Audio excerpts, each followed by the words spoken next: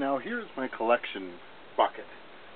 Because I'm not up here at the cottage, cabin, chalet, depending on what part of North America you live in, I have decided to have a large collection bucket so that all the tubing systems drain into this one.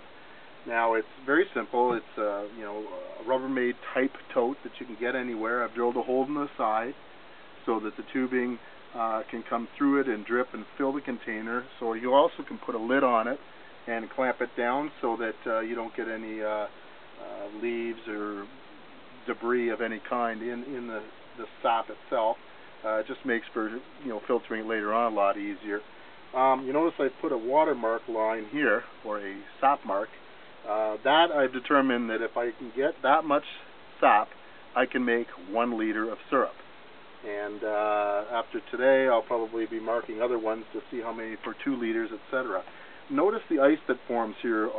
As I mentioned before, cold temperatures are an absolute necessity. Daytime temperatures, cold temperatures at night have to be below freezing, preferably around 5 or 6 degrees Celsius, and daytime temperatures plus 5 or 6 degrees Celsius. And what will happen is, last night I just took the lid off a little bit, left it kind of opened air, and ice formed around the top. So this is real important. You want to save boiling time? Let nature take the water out of the sap. So this is water. So what I do is, when there's a skin that forms in the evening, and depending on how cold it gets, it might be a fairly thick skin, break that skin, break the ice, take the ice out, throw it away.